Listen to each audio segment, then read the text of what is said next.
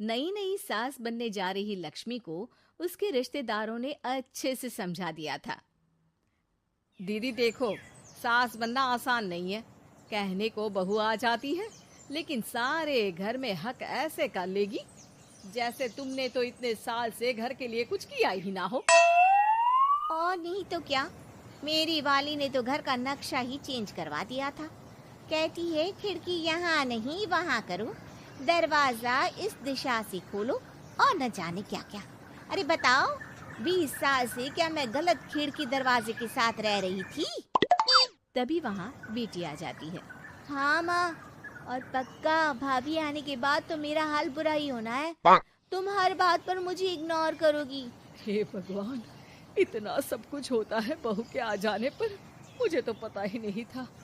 अरे एक हमारा जमाना था। अरे हमारा जमाना तो भूल ही जाओ कि सास के हाथ में कमान होती थी और हम कठपुतली। जीवन भर कठपुतली ही रहना है, पहले सास की और अब बहू की। खैर, मुर्गे की अम्मा कब तक खैर मनाती। हो जाती है बेटी की शादी और घर आ जाती है प्यारी सी पल्लवी। माँ जी चाय लीजिए।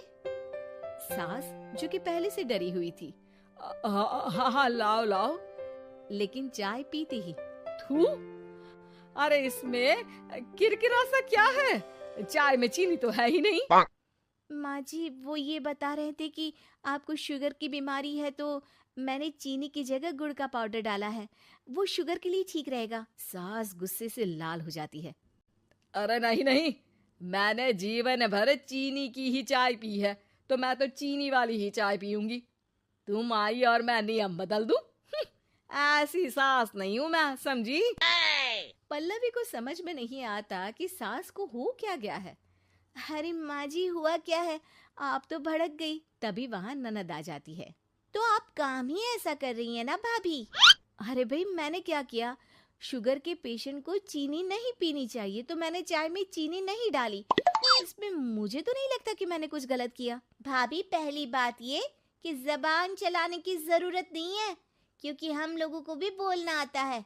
बाकी आपका क्या मतलब है कि हम लोग माँ का ख्याल नहीं रखते हैं? आपको ही सारी साइंस की नॉलेज है। पल्लवी समझ जाती है कि इन लोगों के दिमाग में बहू को लेकर धारणा गलत ही है, इसलिए वो बिना कुछ बोले वहां से चली जाती है।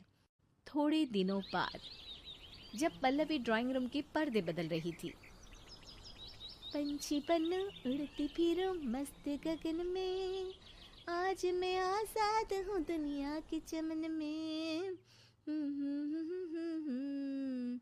वाह जी वाह, आजाद होना तो अच्छी बात है, लेकिन हम लोग भी गुलाम नहीं है। ये पर्दे किससे पूछकर बदले जा रहे हैं, जरा बताओगी? अरे सासू माँ, जब से आई हूँ सोच रही थी कि पर्दे ठीक नहीं है। पता है, पर्दे इतने हल्के हैं कि दिन में बाहर से पूरा घर दिखता है, लोग झांकते हुए रास्ते से निकलते हैं। ये मुझे अच्छा नहीं लगता है। अरे वाह जी वाह, 5 साल से तो ये पर्दा लगा है, तब तो लोगों ने झांका नहीं। आज तुम आई हो तो लोग घर में झांकने लग गए, क्यों? अरे भाभी, आपको ये तो नहीं लगता कि आप हीरोइन जैसी दिखती हो, या इतनी सुंदर हो कि लोग आपको झांक झांक कर देखते रहें? मैं भी रहती हूँ इस घर में, लेकिन मजाल है। पल्लवी सर पर हाथ रख लेती है, पर्दे लगाकर पुराने पर्दों को हटा देती है और निकल जाती है। देखा माँ, इसे कहते हैं मनमर्जी। आपने मना किया, फिर भी भाभी ने पर्दे हटा ही दिए। ठीक है बेटा, शुक्र करना पर्दे ही हटाए हैं। अरे कहीं किसी दिन ये हमें ही ना हटा दे। ऐसे कैसे हटा देंगी, हम क्या पर्दे हैं? दिन बीतते हैं और एक दिन सास और ननद वॉक पर निकली होती है कि पड़ोसन, क्या बात है, आजकल तो आप लोगों की कोई खोज खबर ही नहीं है। तरस गए हम लोग तो। अरे नहीं नहीं, बस घर पर ही रहते हैं पहले जैसे। पहले भी तो इतनी ही खोज खबर थी ना। अरे नहीं नहीं, पहले की बात और थी। और बताओ बेटा, बॉयफ्रेंड से चक्कर चल रहा है कि खत्म हो गया? पहले तो पर्दे से दिख जाता था कैसे तुम सारा दिन टेलीफोन पर लगी रहती थी, कभी शर्माती कभी रोती। अब तो पर्दे भी मोटे लगा लिए तो कुछ ठीक से दिखाई भी नहीं देता। हाँ? नहीं, मतलब कोई ना, होता है इस उम्र में। और बताओ बहन जी, बेचारी बहू से तो पहले रोज तानेबाजी होती थी आपकी, रोज देखती थी कैसे उस पर आप दोनों मिलकर बरसा करती थी। अब ठीक है ना वो? चल बेटा, ये औरत तो पागल हो गई है। अरे पागल नहीं, आदत हो गई थी।